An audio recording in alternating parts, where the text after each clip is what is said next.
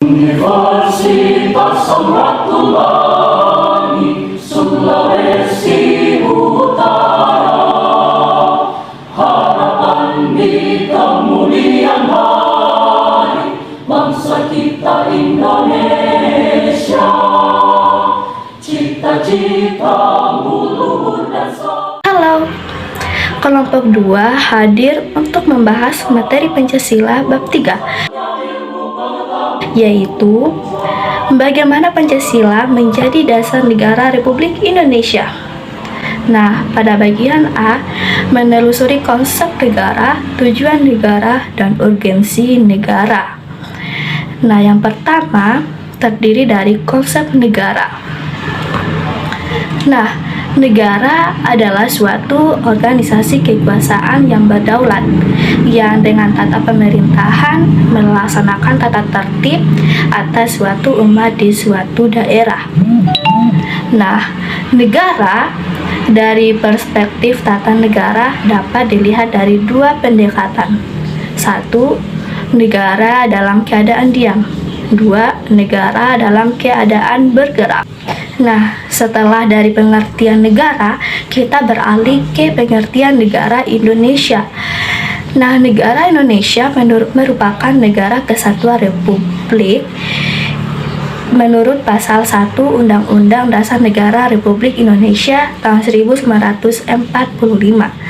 Pasal tersebut menjelaskan hubungan Pancasila tepatnya pada sila ketiga dengan bentuk negara yang dianut oleh Indonesia, yaitu negara sebagai kesatuan, bukan sebagai negara serikat. Nah, demikian pula dalam pasal 1 ayat 2 Undang-Undang Dasar Negara Republik Indonesia tahun 1945, yaitu kedaulatan berada di tangan rakyat dan dilaksanakan menurut Undang-Undang Dasar. Nah, hal tersebut menegaskan bahwa negara Republik Indonesia menganut demokrasi konstitusional, bukan demokrasi rakyat seperti yang terdapat pada konsep negara komunis. Yang kedua yaitu menelusuri konsep tujuan negara. Ada 6 teori konsep dari tujuan negara. 1. Teori kekuasaan dan kekuatan sebagai tujuan negara. Yang kedua, teori kepastian hidup, keamanan, dan ketertiban sebagai tujuan negara. Yang ketiga, teori kemerdekaan sebagai tujuan negara. Yang keempat, keadilan sebagai tujuan negara. Yang kelima, teori kesejahteraan dan kebahagiaan sebagai tujuan negara. Dan yang terakhir, yaitu teori pembandingan tujuan negara, yaitu negara Amerika Serikat, Indonesia, dan India. Tujuan negara Republik Indonesia apabila disederhanakan dapat dibagi dalam 2 bagian, yaitu mewujudkan kesejahteraan umum dan menjamin keamanan seluruh bangsa dan seluruh warga negara. Nah, oleh karena itu, pendekatan dalam mewujudkan tujuan negara dapat dilakukan dalam 2 pendekatan. 1. Pendekatan kesejahteraan atau prosperity approach. Yang kedua, pendekatan keamanan atau security approach. Yang ketiga, konsep urgensi dasar negara. Secara etimologis, istilah dasar negara maknanya identik dengan istilah Grundnorm atau norma dasar, Rechtsstaat atau cita hukum, Staatsstaat atau cita negara, dan filosofi Grundsatz atau dasar filsafat suatu negara. Sedangkan secara terminologi, dasar negara dapat diartikan sebagai landasan dan sumber dalam membentuk dan menyelenggarakan suatu negara. Dasar negara juga diartikan sebagai sumber dari segala sumber hukum negara. Menurut Hans Nowicki menjelaskan bahwa dalam suatu negara yang merupakan kesatuan tatanan hukum terdapat suatu kaidah tertinggi, yaitu kedudukannya lebih tinggi daripada undang-undang dasar. Alasan diperlukannya kajian Pancasila sebagai dasar negara. Pancasila merupakan pandangan hidup dan kepribadian bangsa yang nilai-nilai bersifat nasional yang mendasari kebudayaan bangsa. Maka, nilai-nilai tersebut merupakan perwujudan dari aspirasi cita-cita hidup bangsa. Dengan Pancasila, perpecahan bangsa Indonesia akan mudah dihindari karena pandangan Pancasila bertumpu pada pola hidup yang berdasarkan keseimbangan, keselarasan, dan keserasian, sehingga perbedaan yang ada dapat dibina menjadi suatu pola kehidupan yang dinamis, penuh dengan keanekaragaman yang berada dalam suatu keseragaman yang kokoh.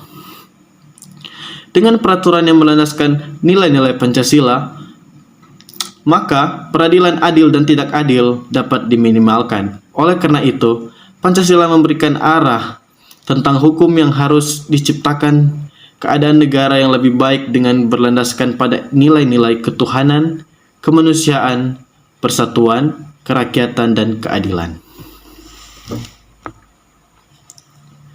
Dengan demikian, warga negara dapat memahami dan melaksanakan Pancasila dalam kehidupan sehari-hari yang mengindikasikan bahwa nilai-nilai Pancasila telah terinternalisasi dalam kehidupan bermasyarakat.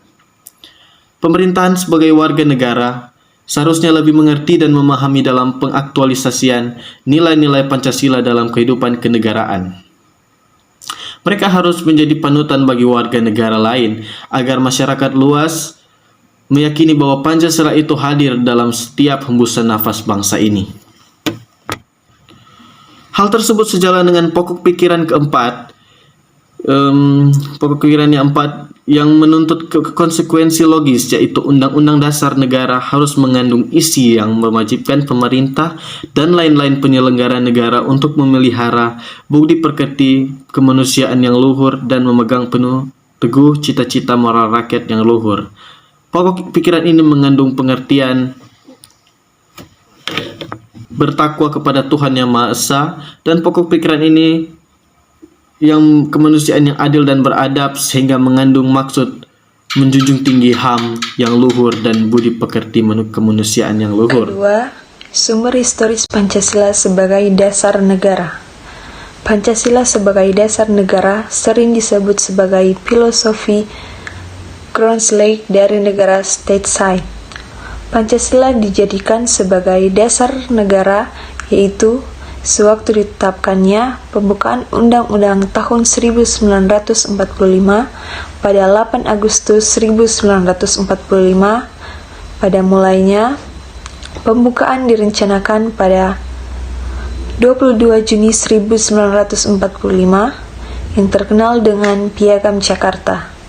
Tetapi Pancasila lebih dahulu diusulkan sebagai dasar filsafat negara Indonesia Merdeka yang akan didirikan, yaitu pada 1 Juni 1945 dalam rapat Badan Penyelidik Usaha-Usaha Persiapan Kemerdekaan Indonesia.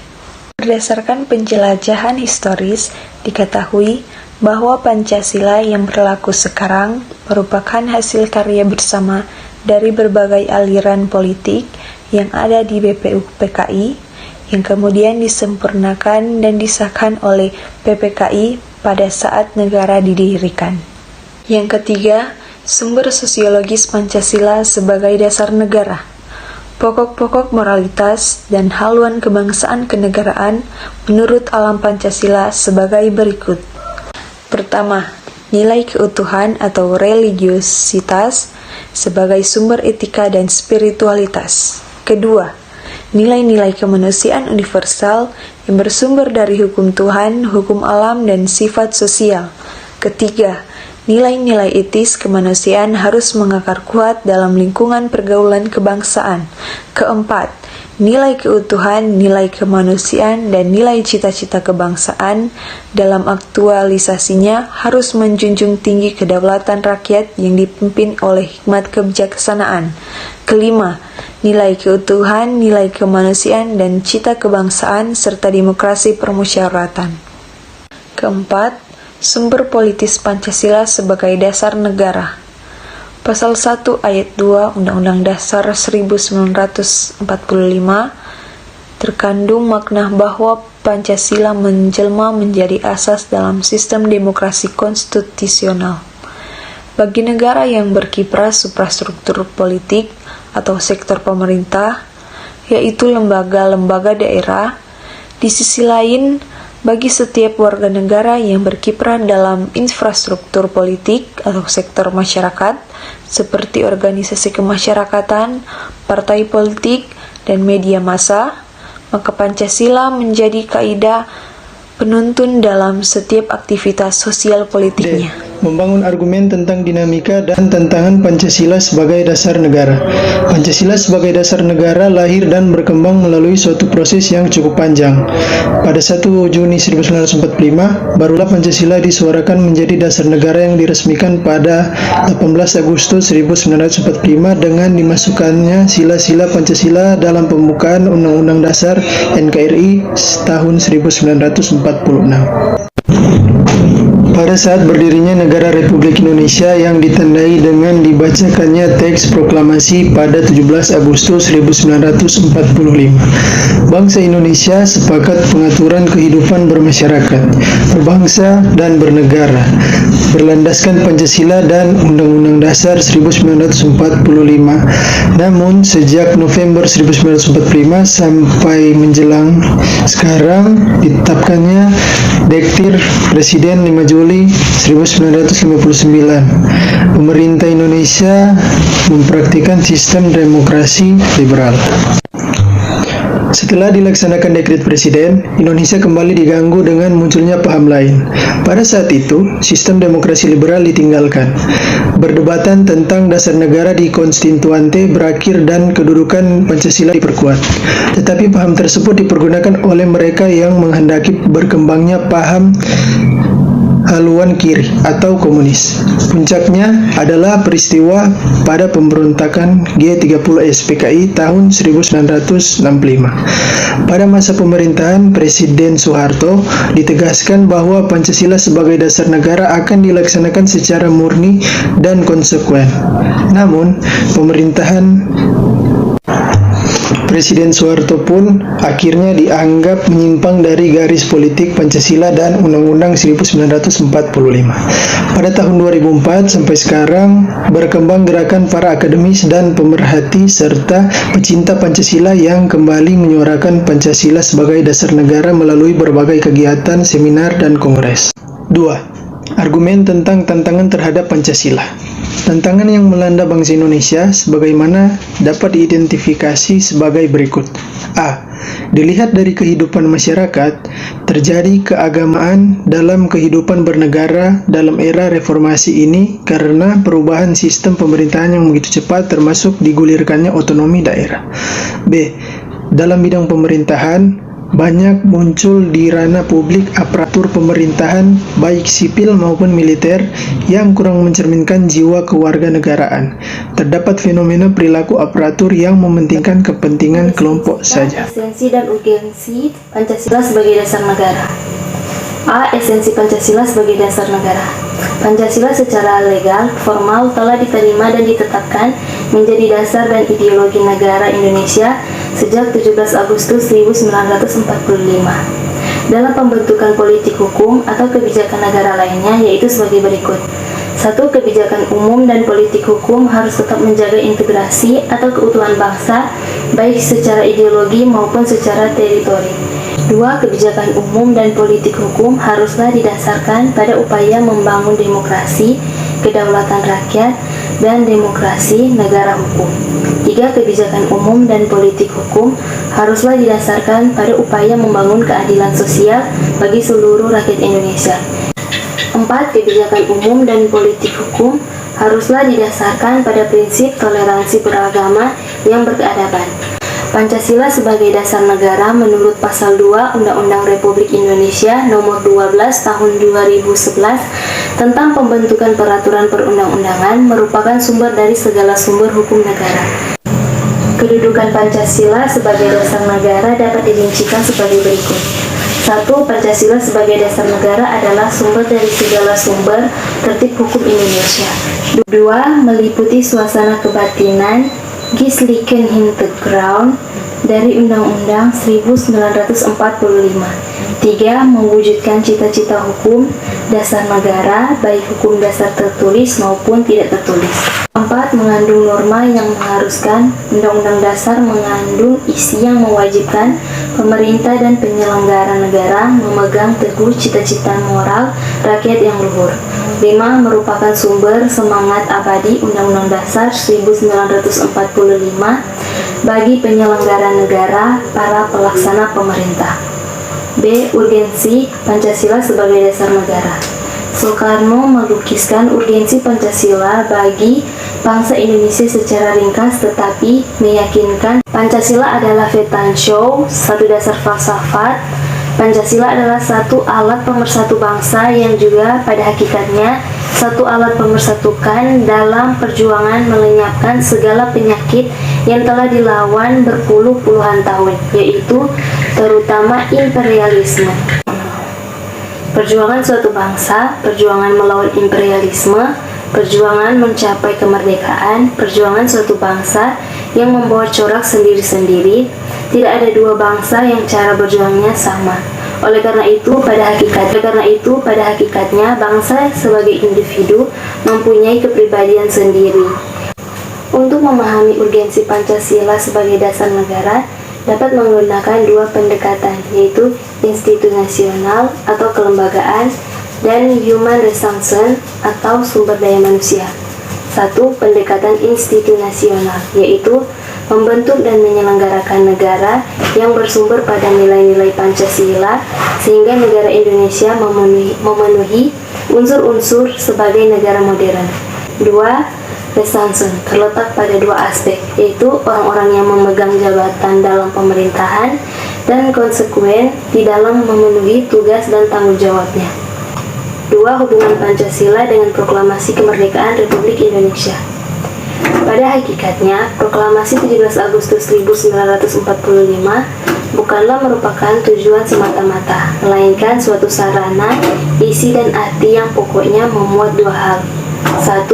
Pernyataan kemerdekaan bangsa Indonesia, baik pada dirinya sendiri maupun terhadap dunia luar. 2. Tindakan-tindakan yang segera harus diselenggarakan berhubungan dengan pernyataan kemerdekaan itu. Implementasi Pancasila dalam perumusan kebijakan. 1. Pada bidang politik. Implementasi Pancasila dalam perumusan kebijakan pada bidang politik dapat ditransformasikan melalui sistem politik yang bertumpu kepada asas kedaulatan rakyat berdasarkan konstitusi, mengacu pada pasal 1 ayat 2 Undang-Undang Dasar 1945. Implementasi asas kedaulatan rakyat dalam sistem politik Indonesia baik pada sektor suprastruktur maupun infrastruktur politik. Yang kedua, sektor masyarakat.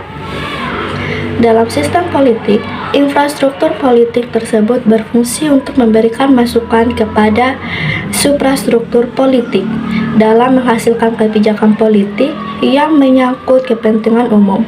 3 adalah bidang ekonomi. Bentuk badan usaha dalam sistem ekonomi nasional bukan hanya koperasi, melainkan juga ada bentuk badan usaha milik perseorangan atau swasta, dan badan usaha milik negara. Ketiga bentuk badan usaha tersebut diakui keberadaannya bahkan menempati posisi yang sama pentingnya dalam meningkatkan ekonomi nasional dan meningkatkan kesejahteraan masyarakat. 4. Bidang sosial budaya. Kemerdekaan Indonesia terwujud karena adanya persatuan dan kesatuan bangsa. Sejatinya, masyarakat Indonesia memiliki karakter hidup bergotong royong, sebagaimana disampaikan oleh Bung Karno dalam pidatonya pada tanggal 1 Juni 1945. Rasa persatuan dan kesatuan bangsa tergerus oleh tantangan arus globalisasi yang bermuatan nilai individualistik dan materialistik. 5. Pada bidang hankam, berdasarkan ketentuan dalam pasal 27 ayat 3 Undang-Undang Dasar 1945 bahwa setiap warga negara berhak dan wajib ikut serta dalam upaya pembelaan negara. Bela negara dalam konteks khusus perjuangan fisik terkait istilah pertahanan dan keamanan. Upaya pembangunan pertahanan adalah daya upaya usaha bangsa dalam membangun dan menggunakan kekuatan nasional untuk mengatasi dari luar negeri dan ancaman lainnya yang dapat mengganggu integritas nasional.